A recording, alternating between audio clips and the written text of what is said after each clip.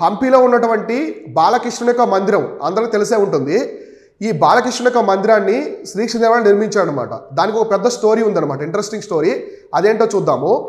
మామూలుగా మనకి నెల్లూరు జిల్లాలో ఉదయగిరి అనే ఒక ప్రాంతం ఉంటుంది. సో ఉదయగిరి అనేది ఒక ప్రాంతం అనమాట. అప్పట్లో ఈ ఉదయగిరి అనేది చాలా పెద్ద ప్రాంతం, రాజుల కాలంలో పెద్ద ప్రాంతం అనమాట. సో ఈ ఉదయగిరి అనేది మనకి నెల్లూరులో ఉంటుంది. సో నెల్లూరు జిల్లాలో ఉంటుందన్నమాట. అంటే ఒక పెద్ద కొండ మీద కోటలు అవన్నీ ఉంటాయి.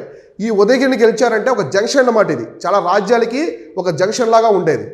ఈ యొక్క ఉదయగిరిని అప్పట్లో గజపతులు పరిపాలిస్తూ ఉండేవాళ్ళు. సో గజపతులు ఎవరు పరిపాలిస్తున్నారంటే గజపతులు పరిపాలిస్తూ ఉన్నారనమాట. ఇప్పుడు విజయనగర సామ్రాజ్యం నుంచి శ్రీకృష్ణదేవరాయలు వచ్చి, ఎవరంటే శ్రీకృష్ణదేవరాయలు వచ్చి ఈ గజపతులను ఓడించి ఈ ఉదయగిరిలో ఉన్నటువంటి బాలకృష్ణుని విగ్రహం, ఉదయగిరిలో ఒక విగ్రహం ఉంటుంది, అదే బాలకృష్ణుడు అనమాట. సో బాలకృష్ణుడి యొక్క విగ్రహం ఉంటుంది ఒక ఆలయంలో. ఈ బాలకృష్ణుడి విగ్రహాన్ని తీసుకెళ్లి హంపీలో ప్రతిష్ఠించాడు. సో హంపీ అనమాట, వీళ్ళ రాజధాని అయినటువంటి హంపీలో ప్రతిష్ఠించాడు అనమాట. అంటే అర్థమైందా మీకు? ఉదయగిరిని గెలిచాడనమాట శ్రీకృష్ణదేవరాయలు గజపతులను ఓడించి.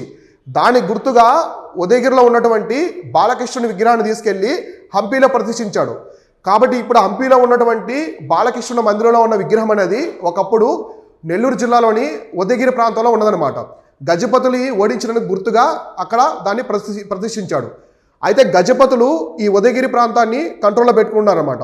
అయితే ఉదయగిరి మీద మొట్టమొదటిగా దండయాత్ర చేసినటువంటి విజయనగర సామ్రాజ్య రాజు ఎవరంటే ఉదయగిరి మీద, అంటే మొట్టమొదటిసారి ఉదయగిరి మీద దండయాత్ర చేసిన రాజు వచ్చేసి బుక్కరాయలు, హరిహర రాయల యొక్క తమ్ముడైనటువంటి బుక్కరాయలు.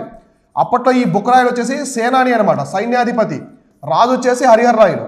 వీళ్ళ యొక్క అన్న అయినటువంటి హరిహర రాయలు వచ్చేసి రాజు అనమాట.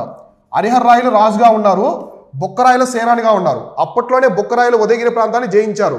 మళ్ళీ అది గజపతుల చేతుల్లోకి వెళ్ళిపోతుంది. తర్వాత శ్రీకృష్ణదేవరాయలు వచ్చి గజపతులను ఓడించి ఆ ప్రాంతాన్ని తన రాజ్యంలో కలుపుకున్నాడు.